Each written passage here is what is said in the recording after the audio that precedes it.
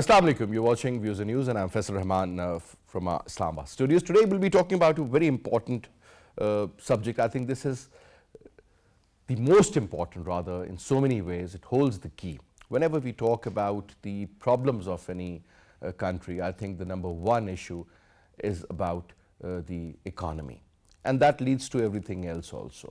If your economics is good, if you have good amount of reserves in your kitty, if your industries are doing fine, your agriculture is producing well enough, if your dealings are smooth, if there is law and order in the country, if there is transparency in the country, things move in the right direction.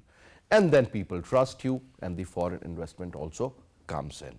Now, the interesting part is that there is a regime change in Pakistan. The previous government served for about 3.5 years.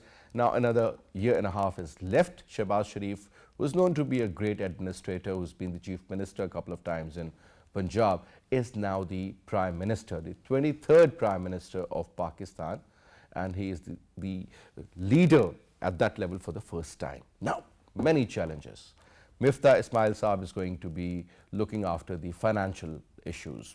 There's a lot of change in the cabinet also.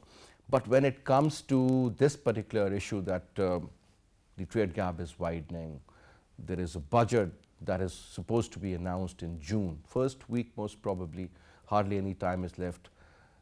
Yesterday, the cabinet members, they took charge. Today is perhaps the first day when they'll be in their offices. A lot is happening. But the economic challenges are huge. What sort of challenges the current government is going to face? What about IMF? What about the current expenditure? How they're going to put a check on that? How to control the imports? How to make sure that exports are better in the future as well as in this particular year? Almost 3 months of this fiscal year are left. Inflation is almost in double digits. You talk about so many promises that were made earlier, they were not fulfilled. Now the government says that the prices of sugar, they would be not more than 75 to 80 rupees perhaps. So in the case of fuel, they wanted to increase. The summary was sent, and that was something which everybody thought was crazy, but it was not accepted by the PM.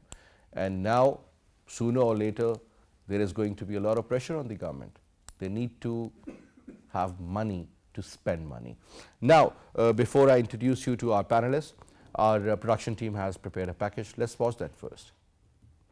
Prime Minister Shehbaz Sharif's dynamic cabinet, with all the high spirits to improve the economic conditions of Pakistan, has finally kicked off its administrative duties. However, the economic challenges which Pakistan is currently facing are quite daunting and require a comprehensive plan of action which can give a true relief to a common man. Such challenges are also documented in the latest World Bank's Pakistan Development Update. According to this report, the economic activity in Pakistan had maintained its momentum during July-December 2021, but the high demand pressures and rising global commodity prices resulted in double-digit inflation and a sharp rise in the import bill during this period. The report stated that long-standing structural weaknesses of the economy, including low investment, low exports, and low productivity growth, pose risks to a sustained economic recovery. The World Bank's country director of Pakistan in this regard stated that Pakistan's economic recovery after COVID-19 crisis indicates that the country has enormous potential to overcome challenging economic situations. However, sustaining the economic recovery requires addressing long-standing structural weaknesses of the economy and boosting private sector investments, exports, and productivity. These red flags were also documented in the recent World Economic Outlook April 2022 report, in which the current account deficit is predicted to rise to 5.3% of GDP by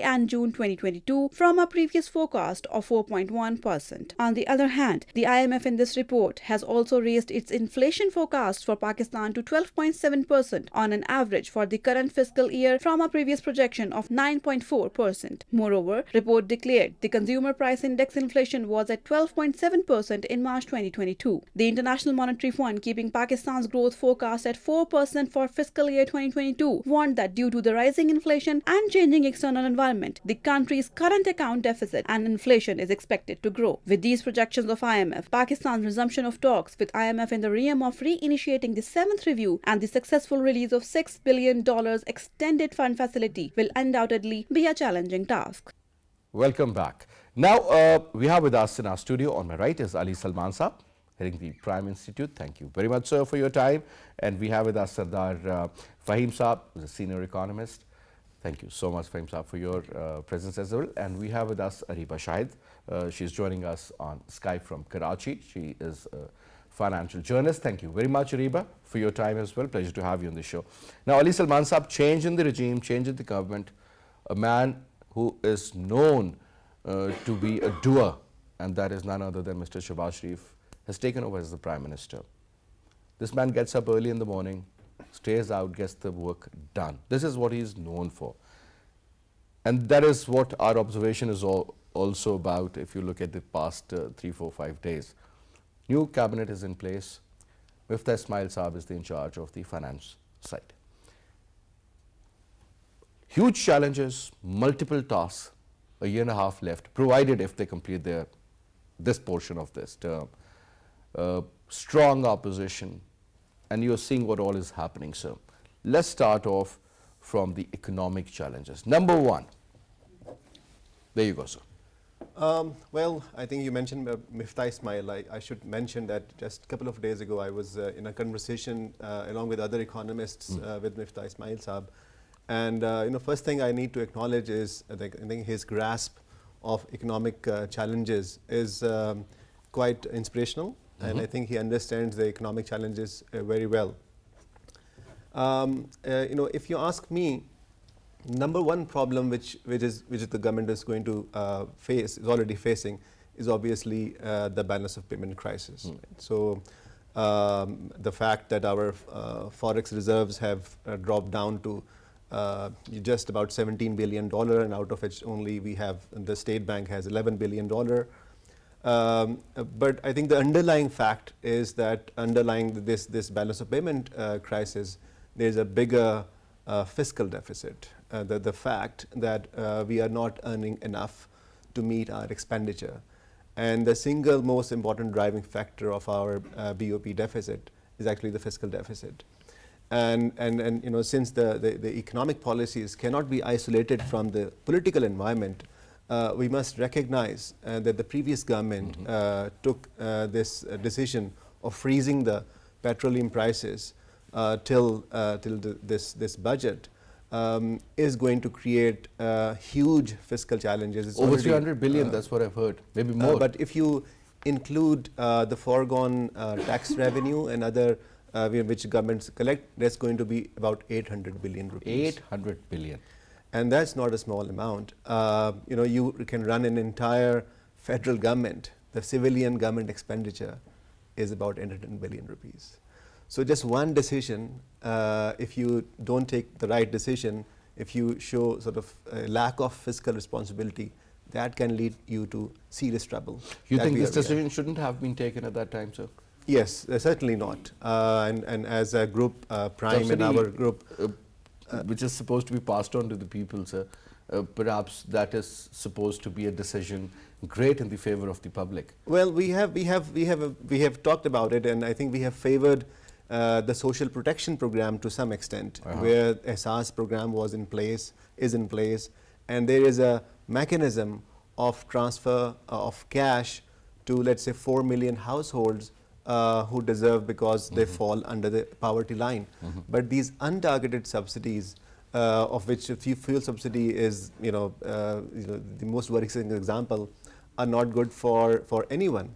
And in fact, Miftah Ismail said in that conversation that for his own company, if he is a truck driving from Karachi to Islamabad, the government of Pakistan is going to pay him or his company 50,000 rupees on just one single trip as a subsidy, and he doesn't deserve that.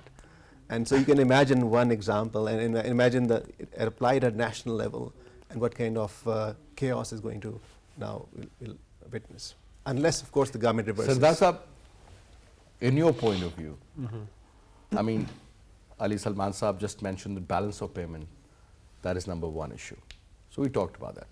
Your take. Very You agree with him on that number one issue?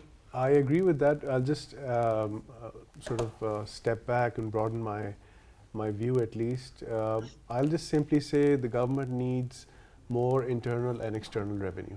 It's Correct. as simple as that, because everything stems from there. Now, internal revenue is based on tax, Absolutely. direct tax, indirect tax. External revenue is going to be, it's in the form of your convertibility of the rupee. Now, if the exports keep rising, aggressively, as have imports, so you don't have, you're worry actually much. earning money, you're actually making money. So the bottom line is that the government needs to generate more revenue. The government needs to generate more, as I call it, internal and external revenue. As Ali Saab has just very lucidly explained, what the fiscal deficit issue is. Right now we have, I think for a period we had unabated imports, which caused a rise in deficits, because we do remember we had a surplus last year or the year before, or we had a very small deficit for a long period of time. Now the bottom line is it's not what we do, it's how we do it. That's how I like to define it. It is very clear that the government is going to be taking a practical approach to a market approach, so to speak, to dealing with things, which is basically that in order to raise revenues, until you can raise revenues, try to cut down on costs. When you cut down on costs, you basically are creating buffers, bubbles of equity for yourself. Having said that, the government is going to be very aggressively focusing on tax collection, especially with the budget coming up. I think, if there are any exemptions left. So we always hear about this increase in the tax base. Every government, whosoever comes into power, the first thing they talk about is increasing the tax base. Yes. Sir, it's not happening to that level. I mean, I've heard so many finance ministers, from PMN to People's Party to Pakistan Tehreek-e-Insaf, saying that, we have identified X number of people, now we'll do this. I mean, these are not popular decisions. Precisely. Nobody takes that. Precisely. And adding to what you're saying, I was just about to get to this point, that there are approximately 5 million traders in Pakistan, small traders. There is a scheme made by FBR for small traders, 150 square feet and 300 square feet. They have different taxes. There is minimal human intervention. I would really like to see what the result is of this scheme, because they pay tax once a year. There is no human intervention. If you have a FBR certificate, no one can harass you. So I'm just very curious to see all the incentives all the initiatives that were taken. I want to see the results of those before I comment even further. Having said that, the government is going to be focusing on direct and indirect taxes, both. And I have a sneaking suspicion that will end up leaning towards indirect taxes, because they're slightly easier to manage. And if petrol levies, fuel adjustments are not levied onto the public, there's going to be a massive explosion in the deficit. So this was just a temporary thing. It will have to be done. Oil prices, we basically import most of our oil, which is approximately 81% of our requirement is imported. We don't consume that much oil, by the way. That's the irony of the whole situation. Then where does it go? No, we don't. We're just not producing enough oil. I'll give you an example. Pakistan has, since the 60s, Pakistan has increased its oil production capacity from 11% of consumption to 20%. So since 1965. So that's not very heartening. You see, there has to be a massive increase in oil production. You have to look at the major expenses that we face. So sooner or later, we have to adjust our energy mix. There is no other way Absolutely. out. Perhaps that is the real problem at the moment, because if you're an oil importing country, you're not Venezuela, let's suppose, or you're not Nigeria. Even I'm just looking at those countries which are having a lot of issues, but still they have a lot of reserves. The point is that a country like Pakistan, it is the attitude. I mean, look at the amount of water we waste, clean drinking water. Nobody is thinking what the future is all about. Water is going to be the real problem. You can live without electricity, sir, you can't live without the water. And we always claim that we are an agro-based country, and I don't think that we are to that extent, the way we think that perhaps things are. But water is going to be the real problem, sir. If I can just add one Please go point, that you mentioned Venezuela. The interesting thing is Pakistan consumes oil roundabout equal to Venezuela and Malaysia. We're the 6th largest country on earth, so we're not consuming that much oil, but the fact is we're not producing enough oil domestically, because we keep importing it and we're constantly exposed to the international prices. If we were producing, let's say, 60, 70, 80, 90, 100, 110, 120% of our oil requirements, we would have just saved ourselves from approximately $9 billion. And increasing reserves of oil as well. Of course. And I mean, just to my final point, we have to very carefully analyze our major imports. One is crude oil, one is edible oil, then we have some machinery. We just need to substitute them. We've done a lot on edible oil. We've done a lot of work on that, but we just need to do it on war footing basis. All right, sir. Now, Ariba, coming to you, obviously one issue that has been discussed is about the balance of payments. Second is about the energy and its cost. You live in Karachi, it's a huge city, obviously the exposure is different. Now there is a regime change. First of all, tell us, what exactly are people thinking as far as economy is concerned, because you meet those people who are sitting in Karachi, top businessmen, and you write about it also. What is Karachi thinking? Let me put it this way. So, regardless of who is in power, Karachi primarily thinks about how friendly those people are in terms of policy making and how accessible they are. So the minute a regime change comes in, the business councils, the lobbies, the chambers of commerce, etc., they all sit together and they try to talk to the new government to put forward their demands. The business community is really hopeful because the PMLN regime is usually, even though this is a hybrid regime of PMLN and PDP, but the PMLN regime is usually seen as pro-business and pro-industries. So they are very bullish. However, the businessmen in Karachi know that it's time to face the music and the government will have to be more fiscally responsible. And there is another tightening cycle happening on the monetary front as well. So they do know that things are going to get tough before they get better. So they're expecting more taxes. They're expecting the subsidies that we have on fuel to go away. They expect a little more financial prudence and fiscal prudence to bridge the gap in the budget deficit. So even though the business community is hopeful from the regime, they are also aware of what is to come. So it's a very realist perspective, and it's not like the businesses are living in a bubble. They would like the government to be more helpful, but they also understand that the government's hands are tied at this moment.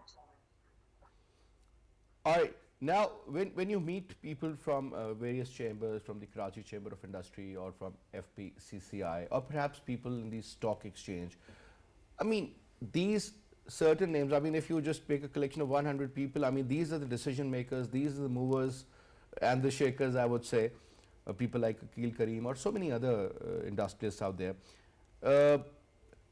One thing, I mean, whenever there's a regime change, a lot of people believe that there's going to be a total shift in policy and as far as the financial decision making is concerned. So uncertainty is one.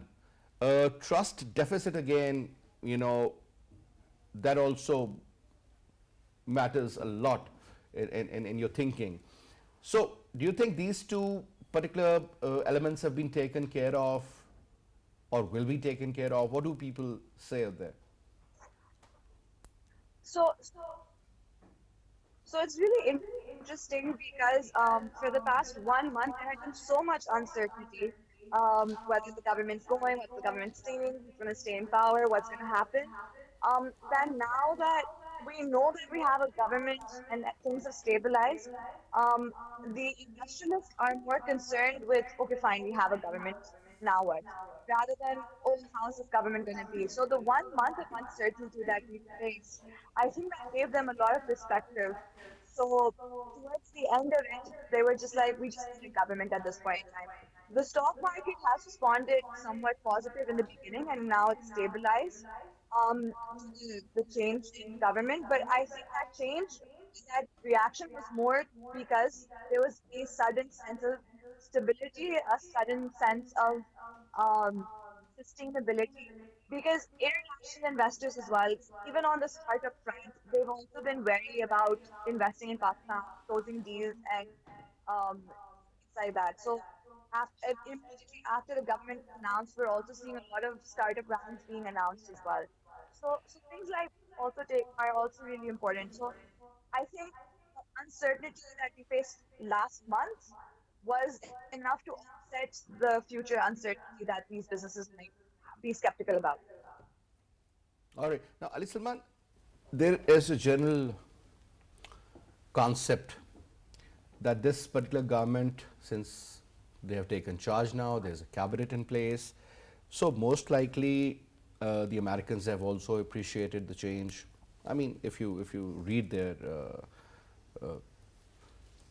stories or their articles, especially in New York Times or in other papers, there is this general perception that FATF issue is going to be resolved, number one. Secondly, the Prime Minister most likely is going to go and visit Saudi Arabia and China. And there is a hope that we will get some good news. And we know what good news are we talking about. So let's talk about that, sir. FATF. No more grayless, sir. You're back in white. Yeah, I mean, first of all, we need to recognize that there has been a result of a constitutional and democratic change of the government. And I think we need to trust that the system is now capable of bringing these changes without disrupting a lot of policy outlook. And secondly, I would like to also recognize the efforts which were put in by the previous government in improving Pakistan's compliance on FATF. So there has been considerable progress made, and we knew that. In fact, I remember last time we talked in your program on this issue, and Pakistan had made significant progress, except a couple of other clauses. So I expect. Hafiz Saeed issue was there, sir. We have also learned, I mean, there isn't much in the newspapers or in the Pakistani media channel, but what I've learned and I've confirmed, I'll repeat, I've learned and I've confirmed that he has been sentenced to 32 years. Yeah, that's right, I think. So if Faheem even can for 30 years, sir, Yeah. because there was this confusion, 31 or 32, but that was the real issue. So there's something which in the Pakistani government or state has been doing right to actually come up with this, improve the compliance issue, and we hope that this thing can improve. But on the other side, I think if you talk about the economic implications of this increase in confidence of, let's say, the international organizations, IMF, World Bank, but also our friendly countries, it is important that we go back to the basic fiscal prudence. That is the thing which they would look for. Right now, unfortunately, Pakistan also partly, given how external situation, how Ukraine situation is playing out, Pakistan default risk has increased considerably. Look what is happening in Sri Lanka. And Sri Lanka is a case in point. So we need to take, I think, very well measured and well prepared steps towards achieving economic stability and giving the right signals to the investors who are in Pakistan, giving the right signals to the international investors, giving the right signals that, okay, we mean business. And what is most important is that consistency in the policy outlook is the most crucial aspect which any businesses or international organization would look for. And also, I think we need to recognize, and the current leadership is fully, fully appreciate the fact that Pakistan cannot be isolated. Pakistan depends on EU, on US, on other countries for trade. We are not talking about aid money here. We're talking about where do we trade. So they are the trading partners you're talking about, yeah. Trading partners. So yes, Saudi Arabia or China would help UAE, and currently, I mean, if you look, there is a report that all the $11 billion in our foreign exchange are not actually our earned money, is the deposits from these friendly countries. What if they take these deposits back? I'm just saying. So it's a pressure on the government. Remember, It has they asked for happened it before also. It has happened, and there we need to play carefully in terms of diplomatic relationship. All right. Ultimately, we need to give that okay, we are in charge, and we know where the economic policy is headed. All right. Now, so do explain one thing to our viewers also, and to me, as a layman. We heard that Sri Lanka is at the verge of defaulting. It has Obviously- announced default. It has announced already. So what I'm saying is that what exactly happens? Because you don't have money. They have said that, listen, we can't give money to IMF. I mean, we can't even pay anything. This is what our condition is. So what all we have, they had hardly a few hundred million left in their kitty, and at the end of the day, they said, well, this is to import some food and import some oil. What if there is a worst case scenario, sir? There is no money left, and you have to make payments of IMF or XYZ, or you, for example, if you have floated bonds, you have to do payments as well. Oil imports, if you're an oil importing country, food. You just mentioned about the overall economic situation, sir. Pulses, I always thought that we grow. Because we do grow certain crops in our lands also. So I understand. But just imagine that 80% of your pulses are also imported. Then why are we called the agro-based country, sir? We are not actually. We are not actually. This is what I mean. Yeah. Don't you think we have to get out of that confusion and think who we are, sir? Absolutely. Because painting a horse won't make it a zebra. Honestly. That's true. Okay, the concept of a default is very interesting because America has, I think, defaulted 3 times. We don't talk about it, very frankly. But that is not the right example. No, it is. Actually, it is. With all due respect, it is. There's only one reason that they just print more money and they just give it to us. That's the only catch here. When an entity or a country, let's start with a country, defaults, it's before defaulted, it had accepted certain terms.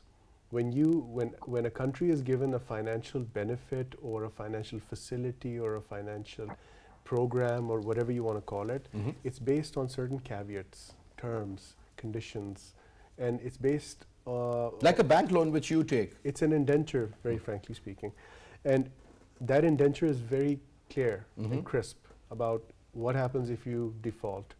Now, many countries have defaulted. Greece defaulted, Argentina defaulted. I remember. America defaulted. So it depends what the situation is. And one of the biggest effects of a default, which nobody is discussing, is the possible collapse of the IMF or World Bank. People are not talking about this. This is a very critical thing. Gambia, it was 2 decades ago, almost defaulted on one of its loans, and that basically shook up the World Bank. So I'm not going to talk about that right now. When a country is on the verge of default, that means it's basically not able to pay its dues. Now, if it cannot print more money in its own currency, that happens when you have a domestic debt. So they can print more money and just take care of the dues. But when it comes to an international liability, you have to pay it in the currency taken. So if it's in dollars, you have to pay in dollars. If it's in euros, you have to pay in euros. If it's in reals, you have to pay in reals. If it's, now we know it's going to be in won, you're going to have to pay in won. So in order to get those currencies, you have to be able to go to the market and sell your currency and buy that currency. If your currency has that kind of a value. Because in 1953, can you imagine in 1953, Indians signed a deal with the Russians to do trade in ruble and rupee. Yes. Imagine. They were so smart in 1953. They knew it. The point is that when you look at the financial stability of a system, a default is something which is now going into the red zone. It's, by the way, a default is actually quite profitable for the lender. We have to understand that. So I won't get into that. So when a country is about to default, what it has to do is, if they have absolutely nothing else to do, they will go for another round of financing. So they get another round of financing, which for the time... Previous would remain there, or is it going to be waived off? I'm just coming to that. That is going to remain exactly where it is.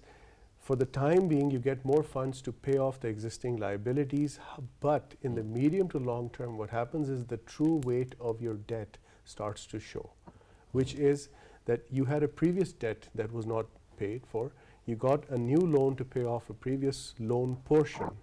So that creates a compounding effect, which is to be avoided. South Korea is one country which basically paid off all its debts and then became a lender. So for that, you have to institute extremely rigorous economic programs. You cannot allow even 1 rupee to be hemorrhaged. I've spoken about the hemorrhage in our economy, not once, not twice, but I've been talking about it for the past 7-8 years. So you have to plug all the holes. You have to make sure nothing is lost, and then you move forward. The Sri Lankan case, because I'll just stick to what the example that you started with. The Sri Lankan case appears to be much deeper than it appears. It's like an iceberg.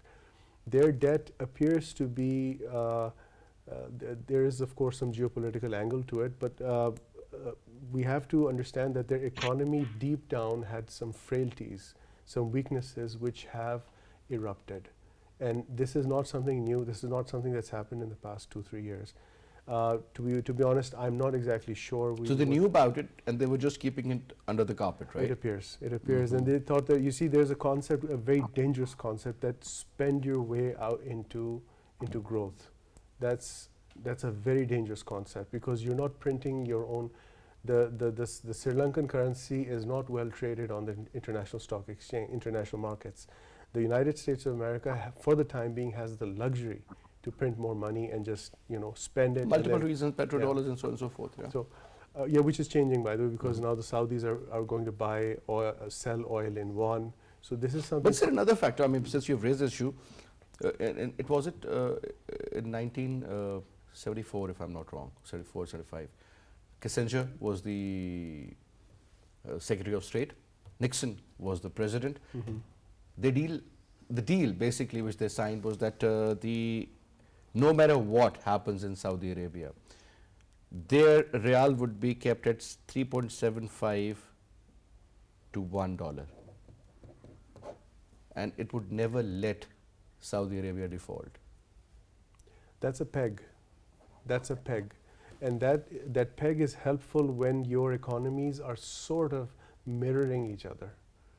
It sort of gives, you supplement them, they supplement you. So it's like a boost. Wasn't it because of the deal that was supposed to be done in dollars, petrodollars? That's how the concept emerged, right? I mean, that's true, but the dollar export of dollars started in 1945, not in the 70s. This is just one transaction.